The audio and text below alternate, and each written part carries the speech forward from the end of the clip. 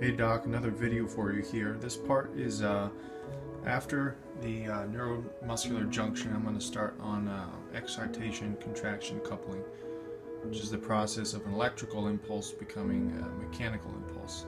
So as you can see here, this is the muscle filaments, muscle fiber rather.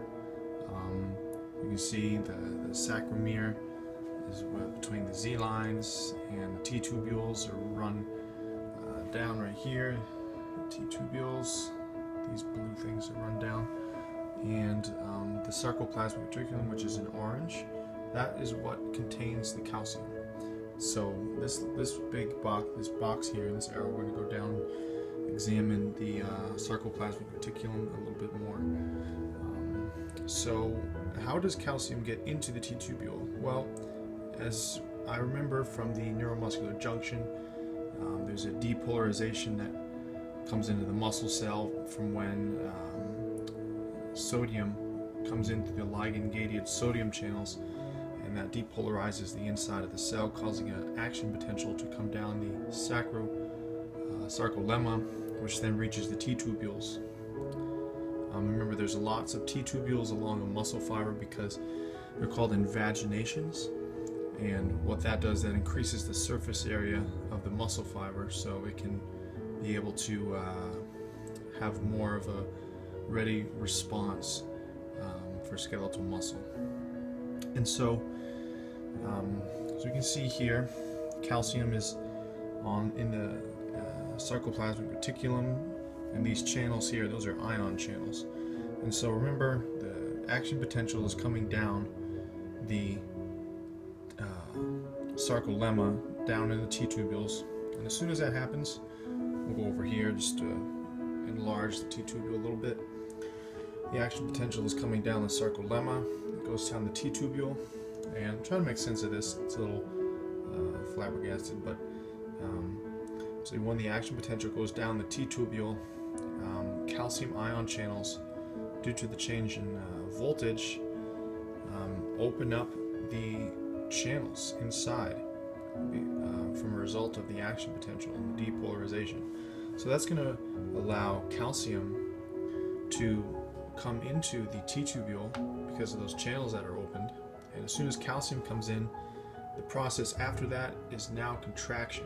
We've already excited the muscle fiber, which is excitation-contraction coupling, and we'll go on to now contraction. As you can see, the calcium comes into the T tubule, goes down and attaches to these blue things, which are the thin filaments, and in the middle is the thick filament. So we'll go on to this part right here. This would be actin and myosin. So we see calcium right up here with the little circles with the little pluses in them, and this whole thing right here, as you can see in black, that's the troponin, which is attached to the actin. The actin is in the blue circles, and then the red lines through it is the tropomyosin. So the first process of all this, of contraction, is calcium binding to troponin. But in order for that to happen, calcium must be released, or the depolarization of it. So once calcium binds to troponin, it changes the shape of it. Remember, proteins can change shape. So in this case, it's really important for this process to happen so we can contract our muscles. So before actin attaches to myosin, ATP must be present, and that's going to attach right here. That's going to attach to the myosin head to allow for contraction. So myosin ATPase, which is an enzyme, that's going to hydrolyze the ATP, and that's going to break it up into adenine diphosphate and a phosphate. So the energy released from that process is going to allow the myosin head, this right here, to cock back. So as soon as that cocks back, that's going to form a cross bridge between actin and myosin, because calcium changes the shape so allowing the myosin head to be able to attach to actin. So the myosin released ADP and phosphate, and what that does when it creates the cross bridge,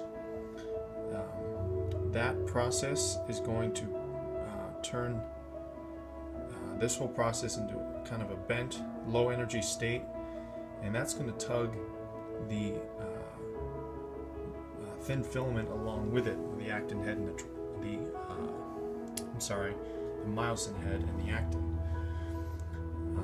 And that process happens in rapid succession over and over again.